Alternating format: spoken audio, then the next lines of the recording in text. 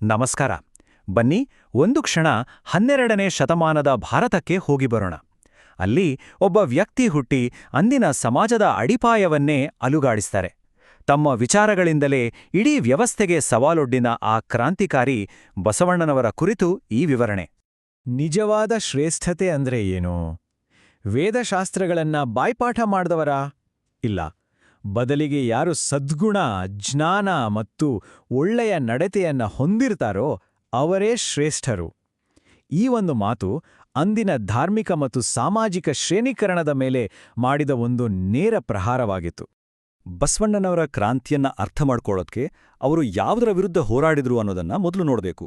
ಹಾಗಾದ್ರೆ 12ನೇ ಶತಮಾನದ ಕರ್ನಾಟಕ ಹೇಗಿತ್ತು? ಆ ಸಮಾಜವನ್ನ ಸರಿಯಾಗಿ ಎರಡು ಭಾಗ ಮಾಡಿದ ಹಾಗೆ ಕಲ್ಪಿಸ್ಕೊಡಿ. ಒಂದು ಕಡೆ ಹುಟ್ಟಿನಿಂದಲೇ ಅಧಿಕಾರ, ಜ್ಞಾನ, ಐಷಾರಾಮಿ ಜೀವನ ಎಲ್ಲವನ್ನೂ ಪಡೆದ ಮೇಲ್ವರ್ಗದವರು. ಇನ್ನೊಂದು ಕಡೆ ದಿನವಿಡೀ ದೈಹಿಕ ಶ್ರಮ ವಹಿಸಿದ್ರೂ ಬಡತನ ಮತ್ತು ಶೋಷಣೆಯಲ್ಲೇ ಬದುಕ್ತಿದ್ದ ಬಹುಸಂಖ್ಯಾತರು. ಇಲ್ಲಿ ಒಬ್ಬ ವ್ಯಕ್ತಿಯ ಭವಿಷ್ಯವನ್ನ ನಿರ್ಧರಿಸ್ತಾ ಇದ್ದಿದ್ದು ಅವನ ಸಾಮರ್ಥ್ಯ ಅಲ್ಲ, ಬದಲಿಗೆ ಅವನು ಹುಟ್ಟಿದ ಜಾತಿ ಮಾತ್ರ. ಆದ್ರೆ ಈ ಅಸಮಾನತೆಗೆ ಯಾಕೆಷ್ಟು ಮಾನ್ಯತೆ ಇತ್ತು? ಯಾಕಂದ್ರೆ ಇದನ್ನ ದೈವಿಕ ನಿಯಮ ಅಂತ ನಂಬಿಸಲಾಗಿತ್ತು. ಈ ವ್ಯವಸ್ಥೆಯನ್ನ ಪ್ರಶ್ನಿಸೋದು ಅಂದ್ರೆ ದೇವರನ್ನೇ ಪ್ರಶ್ನಿಸಿದ ಹಾಗೆ. ಇಲ್ಲಿ ಯೋಗ್ಯತೆಗೆ ಬೆಲೆ ಇರಲಿಲ್ಲ, ಕೇವಲ ಹುಟ್ಟಿಗಷ್ಟೇ ಬೆಲೆ. ಹಾಗಾದ್ರೆ ಇಂಥ ವ್ಯವಸ್ಥೆ ವಿರುದ್ಧ ಧ್ವನಿ ಎತ್ತಿದ್ದು ಯಾರು? ಅವರೇ ಬಸವಣ್ಣ. ಆದ್ರೆ ಇಲ್ಲೊಂದು ದೊಡ್ಡ ವಿಪರ್ಯಾಸ ಇದೆ. ಯಾವ ವ್ಯವಸ್ಥೆಯನ್ನ ಅವರು ಬುಡಮೇಲು ಮಾಡಕ್ ಹೊರಟ್ರೋ ಅದೇ ವ್ಯವಸ್ಥೆಯ ಅತ್ಯಂತ ಮೇಲ್ಸ್ತರದಲ್ಲಿ ಅವರು ಹುಟ್ಟಿದ್ರು. ಅವರ ಬಂಡಾಯ ಶುರುವಾಗಿದ್ದು ದೊಡ್ಡವರಾದ ಮೇಲಲ್ಲ, ಚಿಕ್ಕ ವಯಸ್ಸಿನಲ್ಲೇ. ಕೇವಲ 8ನೇ ವಯಸ್ಸಿನಲ್ಲೇ ತಮ್ಮ ಜಾತಿಯ ಶ್ರೇಷ್ಠತೆಯನ್ನ ಸಾರುವ ಉಪನಯನವನ್ನೇ ತಿರಸ್ಕರಿಸಿದ್ರು. ಮುಂದೆ ಅದೇ ವ್ಯವಸ್ಥೆಯ ಅಧಿಕಾರ ಕೇಂದ್ರವಾದ ರಾಜ ಬಿಜ್ಜಳನ ಆಸ್ಥಾನದಲ್ಲಿ ಮಂತ್ರಿಯಾಗಿ ಒಳಗಿನಿಂದಲೇ ಬದಲಾವಣೆ ತರಲು ಸಿದ್ಧರಾದರು. ಹಾಗಾದ್ರೆ ಇಷ್ಟು ಆಳವಾಗಿ ಬೇರೂರಿದ್ದ ಸಮಸ್ಯೆಗಳಿಗೆ ಬಸವಣ್ಣನವರು ಕೊಟ್ಟ ಪರಿಹಾರಗಳೇನು? ನೋಡಿ, ಅವರು ಸುಮ್ಮನೆ ವಿರೋಧ ಮಾಡಲಿಲ್ಲ. ಬದಲಿಗೆ ಒಂದು ಹೊಸ ಸಮಾಜ ಹೇಗಿರಬೇಕು ಅನ್ನೋ ಒಂದು ನೀಲನಕ್ಷೆಯನ್ನೇ ಕೊಟ್ರು. ಆ ವಿಚಾರಗಳ ಕ್ರಾಂತಿಯನ್ನ ಈಗ ನೋಡೋಣ. ಬಸವಣ್ಣನವರ ಮೊದಲ ಅಸ್ತ್ರವೇ ಭಾಷೆ. ಆ ಕಾಲದಲ್ಲಿ ಜ್ಞಾನ ಅನ್ನೋದು ಸಂಸ್ಕೃತದ ಕೋಟೆಯೊಳಗೆ ಬಂದಿಯಾಗಿತ್ತು. ಬಸವಣ್ಣನವರು ಸರಳ ಕನ್ನಡದಲ್ಲಿ ವಚನಗಳನ್ನು ರಚಿಸಿ ಆ ಕೋಟೆಯನ್ನೇ ಒಡೆದರು.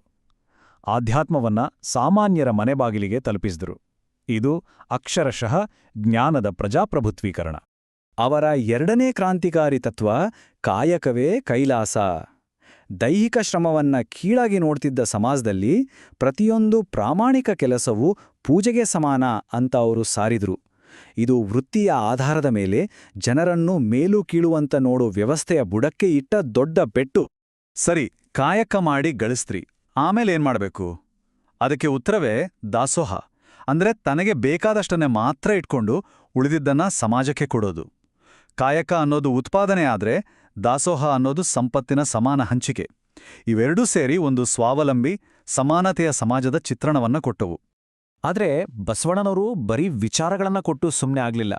ಅವರು ತಮ್ಮ ಕ್ರಾಂತಿಕಾರಿ ವಿಚಾರಗಳನ್ನ ನೆಲದ ಮೇಲೆ ಕಾರ್ಯರೂಪಕ್ಕೆ ತಂದ್ರು. ಅದು ಹೇಗೆ ಸಾಧ್ಯವಾಯಿತು? ಇದೇ ಅನುಭವ ಮಂಟಪ. ಬಹುಶಃ ಇದನ್ನ ಜಗತ್ತಿನ ಮೊದಲ ಸಂಸತ್ತು ಅಂತಲೂ ಕರಿಬಹುದು. ಇಲ್ಲಿ ಯಾವುದೇ ಜಾತಿ, ಲಿಂಗದ ತಾರತಮ್ಯ ಇರಲಿಲ್ಲ. ದಲಿತರು, ಮಹಿಳೆಯರು ಎಲ್ಲರೂ ಒಂದೇ ವೇದಿಕೆಯಲ್ಲೇ ಒಟ್ಟಿಗೆ ಕೂತು ತತ್ವಶಾಸ್ತ್ರದಿಂದ ಹಿಡಿದು ಸಾಮಾಜಿಕ ಸುಧಾರಣೆಗಳವರೆಗೆ ಮುಕ್ತವಾಗಿ ಚರ್ಚೆ ಮಾಡ್ತಾ ಇದ್ರು. ಇದು ಶತಮಾನಗಳ ಹಿಂದೆಯೇ ಕಂಡ ಪ್ರಜಾಪ್ರಭುತ್ವದ ಒಂದು ಅದ್ಭುತ ಮಾದರಿ. ಅವರ ದೃಷ್ಟಿ ಇನ್ನೂ ವಿಶಾಲವಾಗಿತ್ತು. ಅವರು ಬರೀ ಜಾತಿ ವ್ಯವಸ್ಥೆನಷ್ಟೇ ಅಲ್ಲ, ಮೂರ್ತಿಪೂಜೆ, ಅರ್ಥವಿಲ್ಲದ ಆಚರಣೆಗಳು ಮತ್ತೆ ಅಸ್ಪೃಶ್ಯತೆಯಂತಹ ಪಿಡುಗುಗಳನ್ನು ಖಂಡಿಸಿದ್ರು. ಮಹಿಳೆಯರಿಗೆ ಸಮಾನತೆ ಬೇಕು, ವಿಧವೆಯರಿಗೆ ಪುನರ್ವಿವಾಹ ಆಗಬೇಕು ಅಂತ ಬೆಂಬಲಿಸಿದ್ರು, ಬಾಲ್ಯ ವಿವಾಹವನ್ನ ವಿರೋಧಿಸಿದ್ರು. ಹೀಗೆ ಅವರ ಸುಧಾರಣೆಗಳು ಸಮಾಜದ ಎಲ್ಲಾ ಸ್ತರಗಳನ್ನು ತಲುಪ್ತವು. ಆಮೇಲ್ ಬಂತ್ ನೋಡಿ, ಇಡೀ ಚಳುವಳಿಯನ್ನೇ ಅಲುಗಾಡಿಸಿದ ಆ ಘಟ್ಟ. ಬಸವಣ್ಣನವರು ಒಂದು ಅಂತರ್ಜಾತೀಯ ವಿವಾಹವನ್ನ ಏರ್ಪಡಿಸಿದ್ರು. ವಧು ಮೇಲ್ಜಾತಿಯ ಹುಡುಗಿ, ವರ ಅಸ್ಪೃಶ್ಯರೆಂದು ಪರಿಗಣಿಸಲಾಗಿದ್ದ ಸಮುದಾಯದ ಹುಡುಗ. ಇದು ಕೇವಲ ಒಂದು ಮದುವೆ ಆಗಿರಲಿಲ್ಲ, ಬದಲಿಗೆ ಜಾತಿ ವ್ಯವಸ್ಥೆಯ ಹೃದಯಕ್ಕೆ ಹಾಕಿದ ನೇರ ಸವಾಲಾಗಿತ್ತು. ಆದರೆ ಸಂಪ್ರದಾಯವಾದಿಗಳ ಪ್ರತಿಕ್ರಿಯೆ ತುಂಬನೇ ವೇಗವಾಗಿತ್ತು, ಅಷ್ಟೇ ಕ್ರೂರವಾಗಿತ್ತು. ಅವರ ಒತ್ತಡಕ್ಕೆ ಮಣಿದ ರಾಜ ಆ ವಧೂವರರ ತಂದೆಯಂದಿರಿಗೆ ಮರಣದಂಡನೆ ವಿಧಿಸಿದ. ಈ ಘಟನೆ ಒಂದು ದೊಡ್ಡ ದಂಗೆಯ ಕಿಡಿಯನ್ನು ಹೊಚ್ಚಿಸಿ ಹಿಂಸಾಚಾರಕ್ಕೆ ಕಾರಣವಾಯಿತು. ಕೊನೆಗೆ ರಾಜ ಬಿಜ್ಜಳನ ಹತ್ಯೆಯೊಂದಿಗೆ ಆ ಅಧ್ಯಾಯ ಮುಗೀತು. ಇಷ್ಟೆಲ್ಲ ಹಿಂಸೆ ಸಂಘರ್ಷದ ನಂತರ ಬಸವಣ್ಣನವರ ಚಳುವಳಿ ಏನಾಯಿತು, ಅವರ ಪರಂಪರೆ ಇವತ್ತಿಗೂ ಹೇಗೆ ಉಳಿದುಕೊಂಡಿದೆ? ಆ ಕ್ಷಣಕ್ಕೆ ಚಳುವಳಿ ಮುಗಿದುಹೋದ ಹಾಗೆ ಕಂಡ್ರೂ ವಿಚಾರಗಳನ್ನ ಯಾರೂ ಕೊಲ್ಲೋಕ್ಕಾಗಲ್ಲ ಅಲ್ವಾ? ಬಸವಣ್ಣನವರ ವಿಚಾರಗಳು ಒಂದು ಬೀಜದ ಹಾಗೆ ಭೂಮಿಯಲ್ಲಿ ಉಳಿದುಕೊಂಡವು. ಆ ಬೀಜಗಳು ನಂತರದ ಶತಮಾನಗಳಲ್ಲಿ ಮತ್ತೆ ಮತ್ತೆ ಮೊಳಕೆಯೊಡೆದು ಭಾರತದಾದ್ಯಂತ ನಡೆದ ಅನೇಕ ಸಾಮಾಜಿಕ ಸುಧಾರಣಾ ಚಳುವಳಿಗಳಿಗೆ ಸ್ಫೂರ್ತಿಯಾದವು. ಹಾಗಾದ್ರೆ 900 ವರ್ಷಗಳ ಹಿಂದಿನ ಈ ವಿಚಾರಗಳ ಬಗ್ಗೆ ನಾವು ಇವತ್ತು ಯಾಕೆ ಮಾತಾಡ್ತಿದ್ದೀವಿ? ಯಾಕಂದ್ರೆ ಜಾತಿ ಮತ್ತು ಲಿಂಗ ಅಸಮಾನತೆ ವಿರುದ್ಧದ ಹೋರಾಟ ಇವತ್ತಿಗೂ ಜೀವಂತವಾಗಿದೆ. ತರ್ಕಬದ್ಧತೆ ಮತ್ತು ಸಾಮಾಜಿಕ ಜವಾಬ್ದಾರಿಯ ಕುರಿತು ಅವರು ಹೇಳಿದ ಮಾತುಗಳು ಇವತ್ತಿನ ಆಧುನಿಕ ಸಮಾಜಕ್ಕೂ ದಾರಿ ತೋರಿಸಬಲ್ಲವು.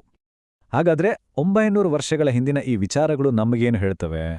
ಸಮಾನತೆ, ಕಾಯಕ ಮತ್ತು ದಾಸೋಹದ ಕುರಿತ ಬಸವಣ್ಣನವರ ತತ್ವಗಳು ಇಂದಿನ ನಮ್ಮ ಜಗತ್ತಿನ ಅಸಮಾನತೆಗಳಿಗೆ ಹೇಗೆ ಉತ್ತರವಾಗಬಲ್ಲವು? ಇದು ನಿಜಕ್ಕೂ ನಾವು ಯೋಚಿಸಬೇಕಾದ ಪ್ರಶ್ನೆ.